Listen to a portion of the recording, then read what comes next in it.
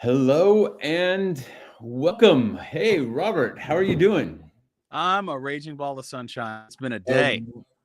Um, Racing ball of sunshine. That is awesome. I uh, I hope everybody can hear and see me. Of course, with these things, just 10 minutes before we were to go live, I lost internet connection completely, and now I'm on my phone, which seems to be working. But these things, the vagaries of internets and networks and cell phones, and who knows how all of this is going to come together. But welcome everyone, and Robert. So I'll do a quick introduction, and you gotta tell me if I'm getting this right, if I'm doing you justice. Um, the so Robert sold managed services for 7 years, right? And you grew the company you were working with from 10 to $30 million, Yeah. and I wasn't responsible for all of that, but I no, was well, their I lead mean, sales guy. Yeah. yeah, there are other people involved, right? But you were part of the process to go from 10 to $30 million, and scaling like that teaches you a ton of lessons, Yeah. right? And so then you ventured out on your own. You're helping other MSPs grow, and then realized the big thing that people lacked was practice, right? Because we have these. There are few things in life that you have this expectation that you're going to do perfectly the first time. Hmm. Like if you've ever tried skiing or baseball, like you like the baseball analogy, right? There's like little expectation you're going to step up to the plate and hit a home run the first time you're at bat, right? It takes a bit of practice, and that's such a brilliant idea for sales. We have this expectation that, hey, in sales we're going to get it right the first time, or we're going to get it right without practice, and that was the Genesis, as I understand it, the MSP Dojo, which is a brilliant way for you to practice these sales conversations. And so I think that's Robert. And if we could put the link, Carla, to MSP Dojo in the comments. But what I really love about you, Robert, what I really enjoy is that you have an amazing way with words, and you're able to connect on such an authentic level, and take a conversation that, like, seems complicated and just simplify it so that people get it. And I just think it's an amazing superpower. So I'm thrilled that you're going to come talk at our training day. So on February 27th, we're going to have CISA come and give us a threat update, and then Robert's going to talk a bit about how you actually sell that, how you actually get people interested. Because one of the things we keep hearing is that, hey, it's all great that I understand this, but how do I get people interested? How do I sell this? And so, Robert's going to help us with a bit of that, and it's very exciting. I'm thrilled to have you. Robert, thank you very much for joining us today. I'm incredibly grateful you invited me. This is going to be lots of fun. I think so. I mean, we always pretty much have a good time Yeah. together, So what I'd like to do is just start with, like I do with everybody. I sort of put that in the introduction, but I'd love to hear, sort of in your words, the real problem that you solve for MSPs. Yeah. So the best way I can sum this up is the actual journey. So when I left my job at the MSP, I was trying to figure out what I wanted to do next. I didn't really want to pick up another sales job. I didn't really want to start an MSP because you people are crazy. And I saw how much hard work it was doing that. I was like, man, I don't know if I'm strapped for that. Yeah, Um, so what I did is I called up 100 MSPs just as my market research. And I just asked them, like, here's who I am. What could someone like me possibly do that you'd pay money for? yeah, And, what are your problems? And, give me 15 minutes and I promise not to sell you anything. I'm just curious. I'm trying to learn. And I uncovered a handful of things, but one of them was every single one of those MSPs, every single one, 100%, within their top three, it was more better leads. I want more better leads. If I could just get in front of more ideal prospects, then I'd close more deals. They'd say things yeah, like, well, when I get in front of someone who's serious or someone who's a good fit, then I'm like 90% close rate. And when I really dug into the numbers with them on further conversations, what they meant was when someone hands me a fully cooked steak, I don't choke on it. which is great. I mean, yes, you should be able to, if an accountant sends you their client and says you need to use this company and you can turn that into revenue for you, awesome. You should. And honestly, not everybody can, but that's like table stakes. That's Right. like admission to the park or the blind in poker. Like that's Yeah. just gets you in the game. That's not how you win the game. And so the more I dug into it, it's that people weren't having enough meetings. They didn't know how they were going to improve meeting to meeting. They'd have, I think 85% of them had fewer than 10 meetings with honest to God client, potential clients a year. And I was asking myself, how could you be good at anything you do once a month? Like imagine if you went in for heart surgery and the doctor was like, I'm so glad you're here. I haven't done one of these in a while and I'm really looking to get It's good been a at it again. decade since I've Yeah, like operated on anybody, and I'm really excited to get my hands dirty again. To brush up on my skills. Here's the anesthetics. Like it doesn't make sense. But this is the only profession in the world, sales, where we practice on our clients, but we want to get paid like doctors. It's very strange. Yeah. And so when I looked at how I could help, I ended up doing some coaching. And after 3 months of working with a client, in fact, a group of clients, I could tell them what to do all day long, but then they'd go and do it and they'd get their butt kicked and they'd come back and I'd try and work with them. And what I realized was that working with me in a role play or working with me in a training environment was too safe. Yeah. There wasn't that adrenaline or fear, or there was nothing really on the line. Because I'm your coach. I'm never going to hurt you, and you're never going to surprise me. So what are we doing here? Like, it was great to go through the first version, but then I needed something in between playing with your coach and playing in the game. And so I ended up putting my coaching clients all into a room and making them fight with each other.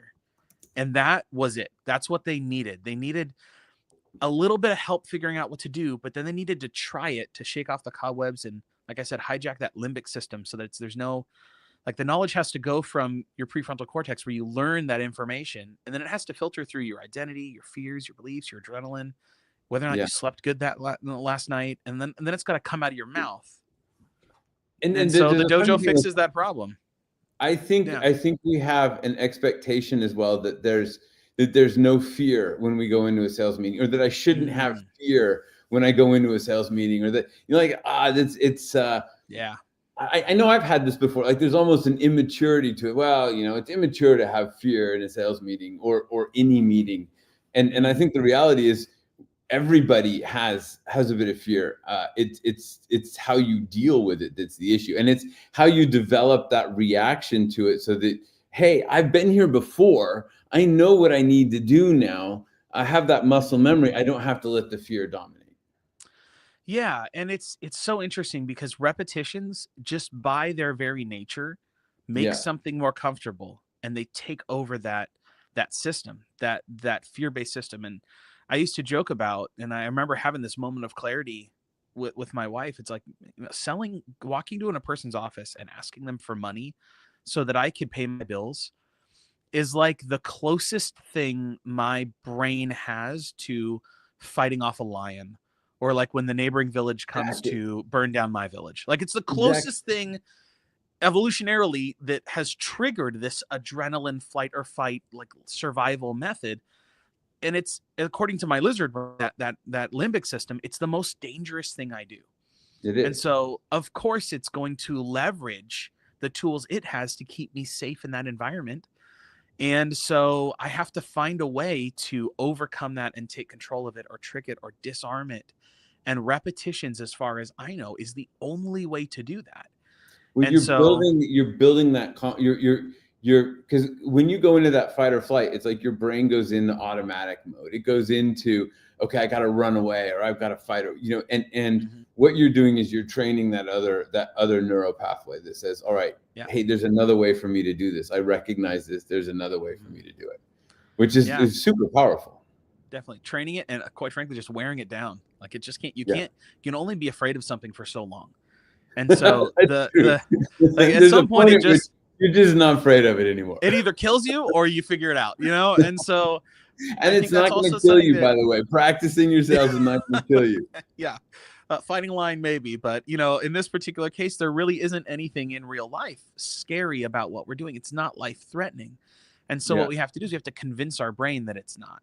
And we Yeah. do that through repetitions, but the challenging part of it is that it's perishable. Yeah. Like you can't, it's not like you do it once and it's done. And I know this for sure because when I started the MSP Dojo, I needed to put on my sales hat again, and I needed to set myself a quota, and I needed to start cold calling again to start building my first group of clients. And Well, man, and there's yeah, something go really ahead. interesting in that too. It's like you're starting over, and there's certain things that you just have to do, that you have to get right, Mhm. you know. Yeah. And I think, and we were talking just before we got on here about how you've moved from like a one-on-one consultation or book me to a demo, right? Mhm. And how that's been significantly more effective, right, in terms Yeah. of getting people to come to your program. And it's just a matter of, again, you're experimenting, you're trying, you're practicing, you're figuring out Mhm. what works, right? And that by doing that, you're able to figure out how to entice people, how to show people what you have to offer, how to Mhm. give them that confidence that you're going to deliver. And it takes a bit of trial and error. Yeah, and it's trial and error on your end and on theirs, if that makes sense. It's these things like I've joked around for a while that every single sales conversation in the world boils down to, at its most simplified version, is the prospect looks you in the eye and goes, "Well, yeah, but should I buy from you?" And you Yeah. have to go, "Well, yeah." And they have to, and in that moment, they have to believe you. And so much, according to the 73855 rule from psychology around communication, 93% of whether or not they believe you in that moment, it's not the words you say, it's how you say them and how you believe about that very statement. And unless you're a sociopath, it's really hard to say that truthfully if you don't, like, if you're not okay. Like, you have to be okay. You have to Yeah. be okay with that conversation. You have to be okay with that value proposition. You have to be okay with giving your word. You have to be okay with your role in asking someone for money. Like, Yep. people all the time are like, "Oh, well, I'm not a salesperson. I'm a teacher. I teach people." I'm like, "Yeah, but then you ask them for money, right?" Okay, well, are you okay with that part of it? Because Yeah. if you're not, they can smell it, and it's really hard to trust you in that moment if you're not okay with it. If you're worried about it, right? How do you trust? How do you ask for the money if you don't feel confident that you can or you should? And Yeah. I think we have a comment around what we're asking prospects for is that they trust us. Yeah, and they, I think it is more about trust actually than it is about the money. Like we get hung Mhm. up on money, but money is one of those things that it's just money, right? But the question is, do I trust you enough to allocate some of my scarce resource to you? It's Yeah. really about that trust issue and developing that trust. And Yeah. I wonder. So one of the things, like I said earlier, is one of the things about you, Robert, is that I've really learned from you is this idea of authenticity. Like go in and be Mhm. authentic. Like go in and believe the things that you're saying. I think that a lot of times we're trying to convince people or bullshit people, but I Mhm. think one of the things that you're so good at is going in and like having that authentic presence and you believe what you're saying. It's real. How do you teach people that? Oh, yeah, that's a big one. So I'll tell you through a story how I found one of the ways I found money is Please. when I first started my first sales job at like 33 years old, because I ran from it my whole life. Grandpa did it, dad did it. I never wanted to do it.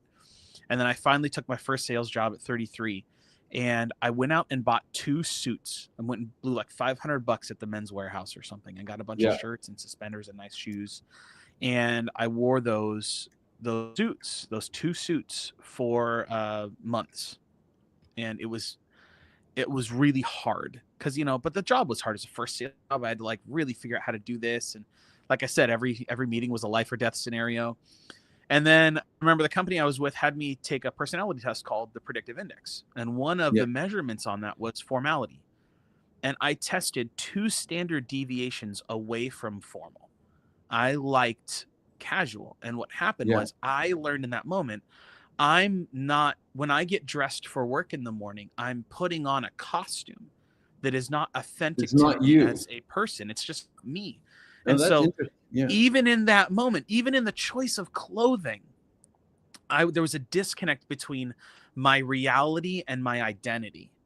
Yeah. And so it was almost like from that very moment, first thing in the morning, putting on that suit, I was acting.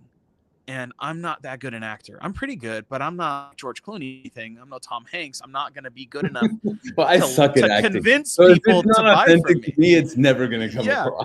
Yeah. And so it's just like, that was, it took me a really long time to understand the broad, holistic version of that for my whole life.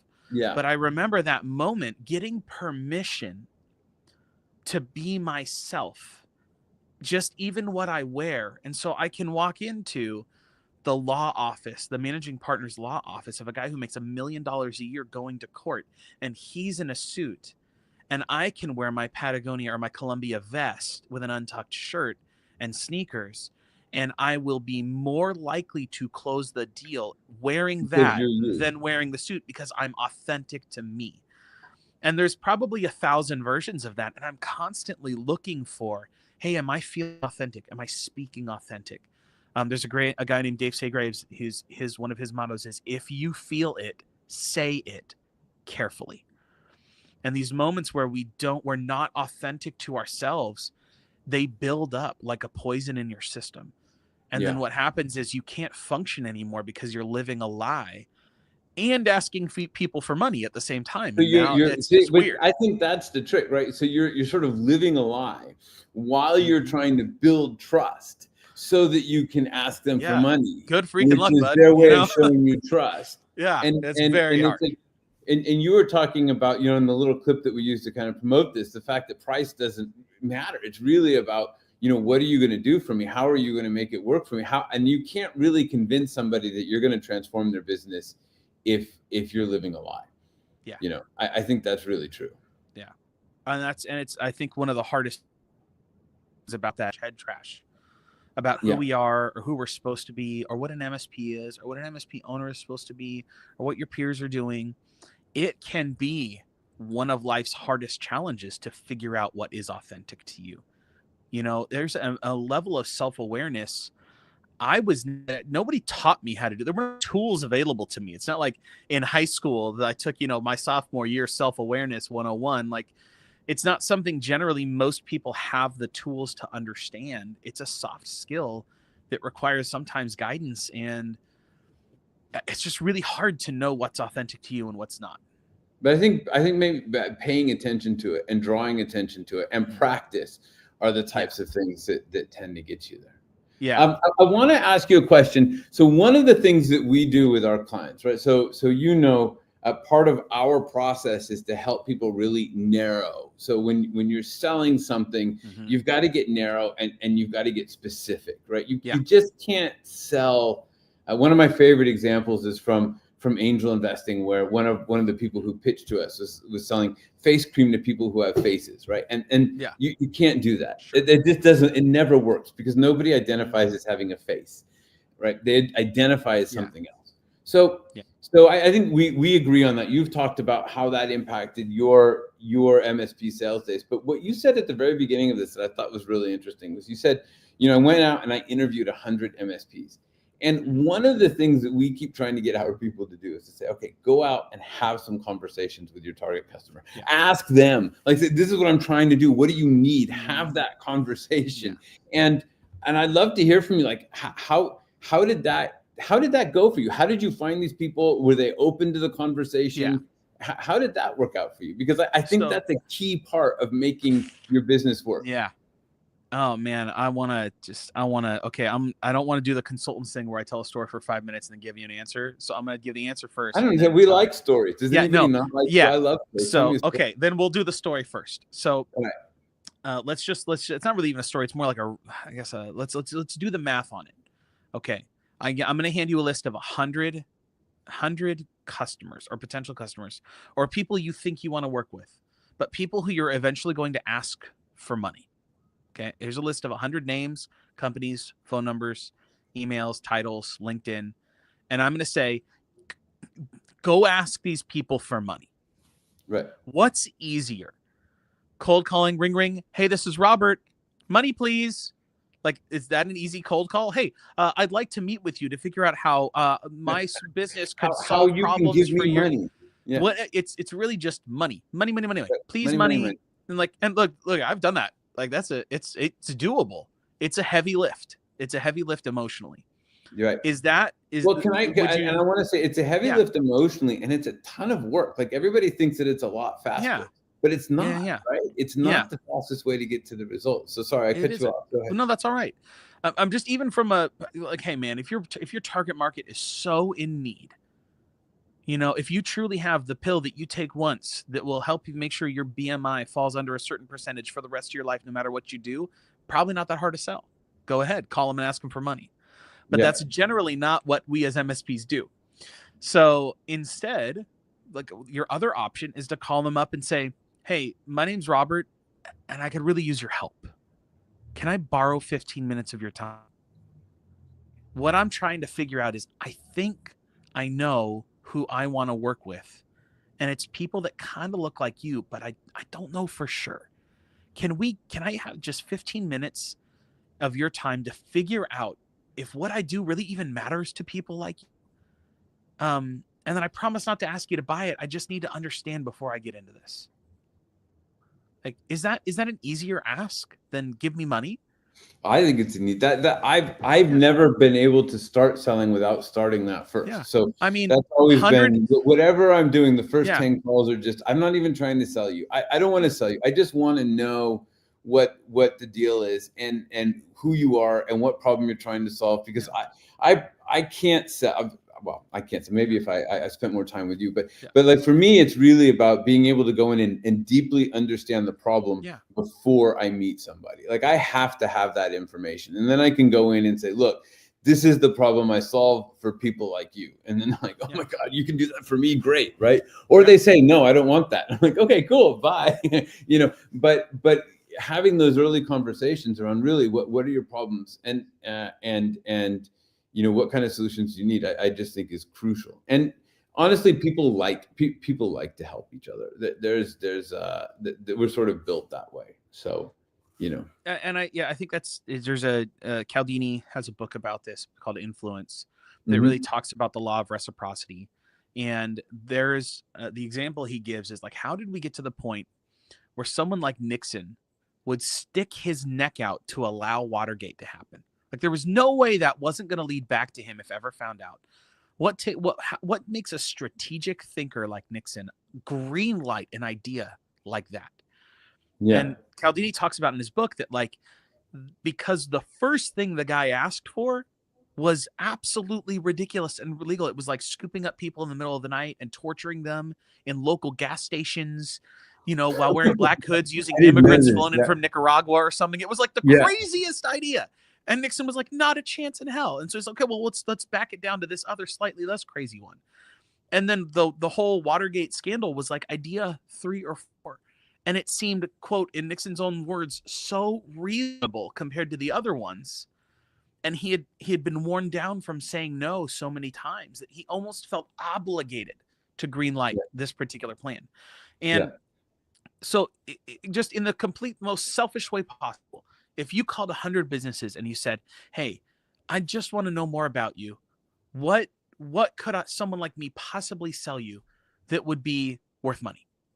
And if they're like, well, if you could do this, this, and this, I'm like, okay, let me see if I can go do that. And you call them back a month later and you say, hey, I can do this, this, and this. What do you think you should pay for that?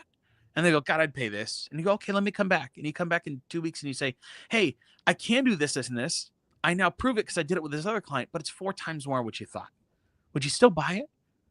That's still an easier, more successful sales methodology than calling up 100 people and saying, hey, can we get together so I can tell you about my service? Yeah. And that's the key, guys. And it's really about having those conversations, understanding, going through, and that list, that Dream 100 list, you start going through and having these conversations with them. They're going to know people. They're going to refer people. And it's just a great way to kick off that sales conversation, again, in that super authentic way. So quickly, I do want to change gears a little bit. So just for everybody, Carla, if you could put the link back in the chat. I want to just let everybody know, like the big event. Am I sharing my screen, Carla? Can you put it on? All right, so here we go. Our CISA update. So I just want to show everybody. See, we've got Robert Gillette right there, right? How to woo new customers. And then we've got Adam Walter. Adam's been hanging out here too. He's going to talk to us in a couple of weeks, how to woo existing customers. So this is going to be a live event in White Plains in New York. But we will have recordings available afterwards. So register even if you can't make it. If you can make it, we're going to have lunch. Robert's going to be there. Walter's going to be there. Sis is going to be there. We're going to have great conversations. I'm going to stop the screen sharing now, Carla, and we'll have drinks afterwards. So last time we did this, it was a great event, and everybody had a really good time. So if you can make it, do. If not, we'll have videos, but you're going to be really envious of all of the fun that we had that you didn't get to participate in. That's how I actually got Robert to show up for this one. Yeah. But looking at this, before we go, and if you guys have any questions for Robert, put them in the chat. Feel free to put them on the spot. He's always good when you put him on the spot. But what would you say, like in terms of selling cybersecurity to somebody who's new, to a prospect? People say all the time, they don't care. How do you get them to care about cybersecurity? Yeah, well, so first of all, I think it's important to call out, you're right. They don't care. Like, they really don't.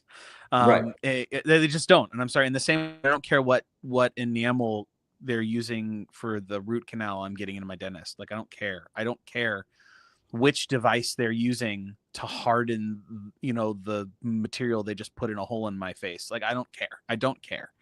Mm-hmm. And so that's the first thing we have to really wrap our head around is what do they care about? Like, if I want to sell them a cybersecurity tool, what problem is this fixing? And not just from this is what I think it's fixing, but from a what do they think this is fixing standpoint. And I think it's important to recognize this, that everybody here, most of the people here probably own a business. I own a business. There's lots of problems in my business that are real, genuine problems that if I fixed would definitely provide value, and I'm not going to fix them. And not because they're not worth fixing. It's because they're number 12 on a list of 100, and I'm working on 1, 2, and 3 right now. Yeah. But if you could get in there and solve 12 and add $100 to my bottom line, I'll pay you $90 or $80. Yeah, sure. That's fine. But there's a couple things that have to happen first. You have to, first of all, realistically, you're not solving number 12. If that was true, if you could wave a magic wand and solve number 12 with minimal impact, minimal cost, great return on my investment, it temporarily becomes number 1. And then it gets knocked off the list. There's no such thing as taking a business owner's attention off of 1, 2, and 3 to solve 12. All you can do is upgrade it to number 1, 2, or 3 with the promise that it's coming off the list really, really quick. Because otherwise, they're heads down on 1, 2, and 3, and that's what they're solving. That's why we have, like our in the Start, Grow, Manage. That's why we have our summits. That's why we have our horizons. That's why we have these things we're working on. We take the world of everything that needs to be fixed, and we focus on certain ones for a season for the sole purpose of getting them off the list.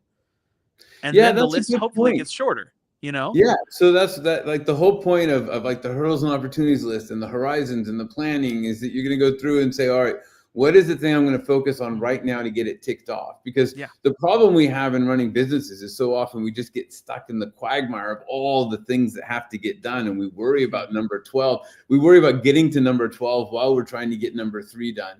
Right. But if we can then plan that out and make 12, 1 or 2 or you're right. That makes a lot of sense. And then if you're going to tell somebody, this is the problem that I'm selling, you have to raise it up to, this is why it matters. And this is the importance of, and this is how I'm going to sell it, or how I'm going to solve it, so that they feel that solution and they feel the benefit of what you're going to deliver. Yeah. And I mean, it's also important to recognize that for a larger business, it's kind of every single employee's job to source those problems and advocate for them to be fixed. That's their job. That's everybody's job, is to say, hey, if we fix this, things would get better. And so everybody's fighting for that attention. So how do you do that? How do you grow up the list? How do you take that 12, especially if it's something like cybersecurity that they don't actually care about unless they've actively had a problem. Right. And if they've actively had a problem, unless your business is a data breach response company that's referred in by an insurance provider, you're probably not, you're the runt at the table. You're like 3, 4th, or 5th to that line by the time you hear about it. So realistically, cybersecurity has to be important somehow before the business thinks it's important. And that's our job, is how do I And take that's what we something have that to figure. I know this is a latent risk, I know this is a need that needs to be addressed. How do I help move it from 12 to 1 temporarily so I can hijack their corporate planning, solve a problem for them before it's a world-ending problem? That's what we're trying to do. Yeah, and I think that's it's making it relevant to them in their world. There's going to be a bit of fear there, but there's also a bit of some. Generally, I find that something has to happen first. There's some sort of trigger event. They got a letter or something, or somebody's going to audit them, or there's a rule change or a law change, or they tried to renew their insurance or something, and then you can sort of tie into that. Yeah, that's one of the ways to do it for sure. But if we're really good and if we really know our niche, we can call them up and point out something that we know is on that list that's maybe number 4 or 5. Yep. That is really important to them. They just haven't gotten it to it yet. And if we know our niche, we can call them up and say, hey, are you having this problem? And they go, yeah. And I go, cool. Did you know that if I could X and it got you Y, would that be worth Z? And if you know your niche and you've done the hard work of identifying those things, they're going to go, yeah. And you say, cool, 15 minutes. Let's schedule 15 minutes next week and let's see if I'm right. And that 15 minutes turns into an hour, turns into several meetings, turns into a contract. If you can truly do that, which if you are niched down is a whole lot easier. Yes. Well, it's possible when you're niche. Otherwise, you're just grasping at straws the whole time. But that's the whole concept behind prescriptive selling, is understanding that the prescription, understanding the problem so that you can prescribe a solution.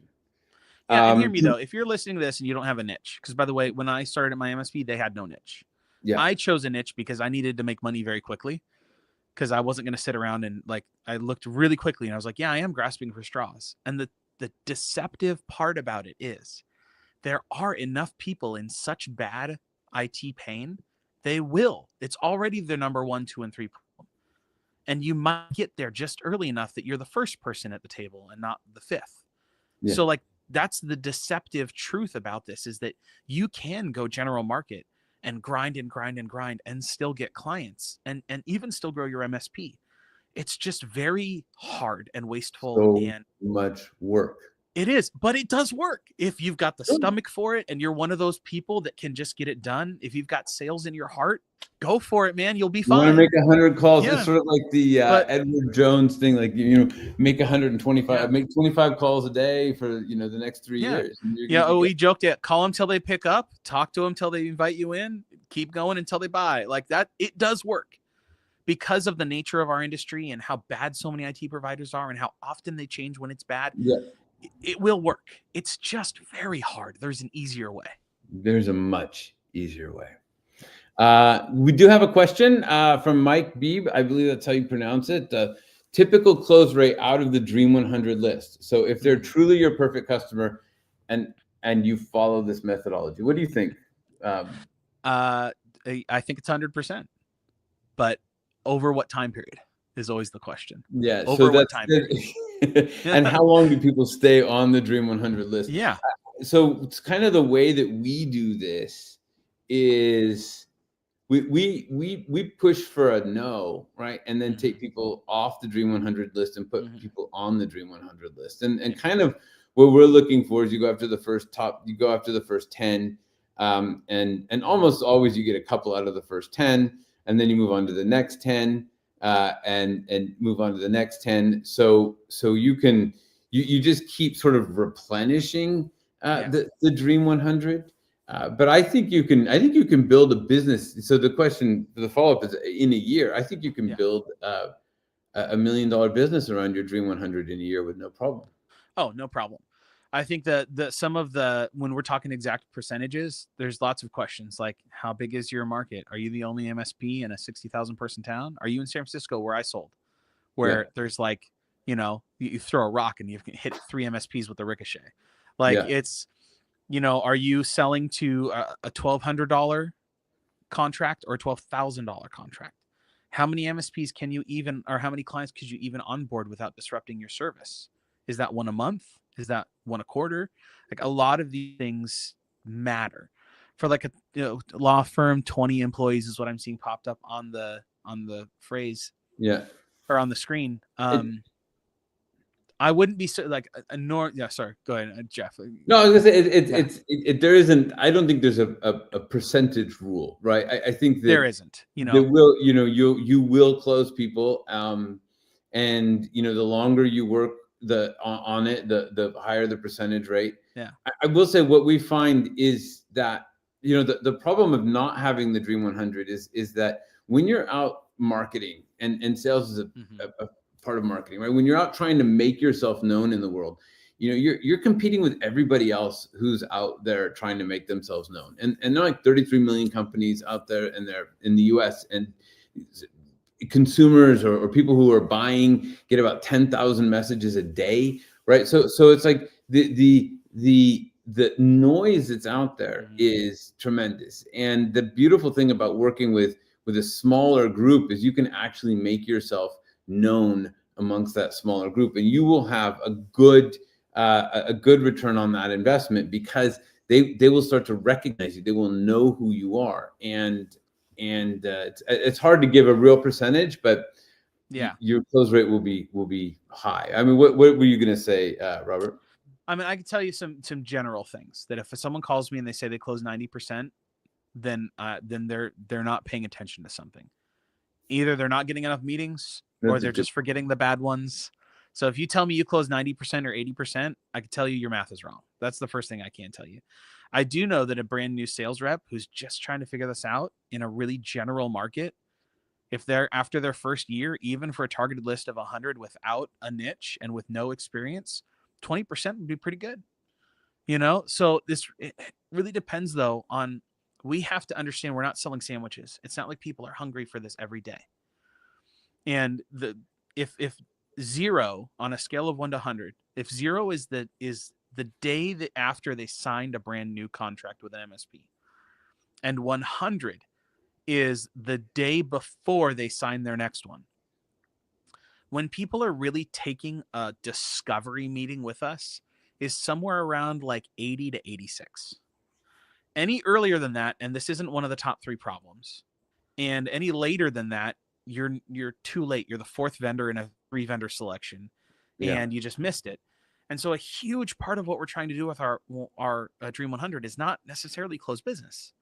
It's saying, hey, from 0 to 80, how do I provide so much value to you that when you do go to market, not only am I the first guy to the table, it's kind of a table with one chair at it. That's what the Dream 100 is about. It's not about focusing on your close rate. It's about focusing on your relationship rate. When these people come to market, when I share with them that piece of value, that potential value they could have when choosing a new provider like me, when that last one lands on the camel to break its back, I'm the only phone call. That's the purpose of the Dream 100. So if your goal is to look at it through like, how many of these can I close in a year? I think that's wrong. Yeah, I think it's really about developing this long-term client list to say, I know that if I focus on these 100 people, I think the stats in San Francisco were 16% of them will change IT providers every single year. How do I be the first phone call for that 16? For 16 of these people of 100, they're going to call somebody this year. How do I get to be the first one and maybe the only one? That's how I approach the Dream 100. And then if I'm looking for flat out, dude, I got to book FTAs, I got to get my commission, I got a quota I got to hit, it's going to be the Dream 100 plus something else. Maybe referrals, maybe networking, maybe cold calling, but it's going to be in addition to the Dream 100. Yeah. All right. That is brilliant, Robert. Adam, I think that's, it's providing that unique value proposition, something that no other provider can. And honestly, that's where you get into understanding your niche, because the better you understand your niche, the more tailored your product is going to be, the better you can address the problems that they have, and therefore the more unique your offer is going to be. I think when I first heard that unique offer thing, I spent so much time trying to figure out, how do I make my offer unique? How do I make my offer unique? Until I learned through sort of experience, well, your offer is unique because you're solving a specific problem for somebody, and most people are not. Yeah. Right. So you end up with very little competition at the end of the day. And a unique offer leads to unique marketing. So let's just, between these two phone calls, ring, ring. And it's like, hey, how you doing? Well, what are you doing? Blah, blah, blah. Past the initial. It's like, well, hey, if I could reduce your cybersecurity risk by 30%, would that be worth a 1-hour meeting with me? Like, okay, maybe if someone is having that pain. But if it's, I'm calling an environmental engineering firm in California, and I say, ring, ring, hey, if I could show you how to subscribe to an address in GIS so that you never have to manually check it again, would that be worth 15 minutes? I guarantee you that's near 100% response rate, because until I talked with this MSP about that problem, you couldn't subscribe to an address. You had to look it up manually every single day for all 800 addresses you were monitoring. So do you see, it's not even just about the offer. It's about, hey, I can do something for you right now that I know you will find valuable, because I know you have a need for. I love Adam is saying MSP who focuses on wineries that helps them with their ambient music, right? Like, if you have you go to a winery, you better have good music, right? Do they also do cave temperature? Because you probably need to well, but here's the thing. Let's all joking aside. Thank you for that, Adam. If the cold call was, hey, I work exclusively with wineries. If I could show the Spotify playlist increases sales by 7%, would that be useful to you? What wine ownery, what tasting room isn't gonna be interested enough awesome to engage with you? Yeah. Or Adam's example, I can help you sell 50% more hot dogs with our 5G solution. So that's great. I know Adam's coming up with these great ideas, but like my kid had his 8 years old. He opened his first business this past summer. It was Sips and Chips off the dock at Grandma and Grandpa's house out their lake house. He got in a kayak and rode his kayak around with an order form on plastic laminated paper, selling sips and chips, waters and sodas and chips and candy bars to people there enjoying the 4th of July. The number one thing that tanked his business was people couldn't use Venmo because cell phone service was bad. So hey, if you're talking to a venue and you could prove to them you could double their hot dog sales by with a 5G solution, you better believe you're going to have their full attention. That's brilliant. Well, so I want to end with one last story about my daughter. So my daughter was raising money for a club that she was doing, and so she was calling people asking for money. And she sat me down at one point. She said, "Dad, I love calling people and asking them for money." And I said, "Oh, you're gonna do well, daughter. You're gonna be fine." Jeez, that's so funny. That's if my dad told me, if you can find a way to be happy doing something no one else wants to do, you're gonna make money. You're gonna make money. So on that, hey, Robert, thank you very much for joining us today. Thanks for all the comments and the participation. Be sure to go check out we've got Robert's LinkedIn here. So go check out Robert on LinkedIn. Go check out MSP Dojo. Register for training day, the MSP training day, so that you can have conversations in person and lunch. And we're going to have a good time. So be sure to join us for that. And it's going to be great. Robert, again, thank you so much for taking the time. It's just always such a pleasure to chat with you. Thank you so much for inviting me. This was a blast. All right, great. And we have some others coming up in the next few weeks, so keep a lookout. I'm not sure what the next one is. I think we're still getting the dates firm, but we will we'll let you know when we get there. And have a wonderful day, everybody. Thank you very much.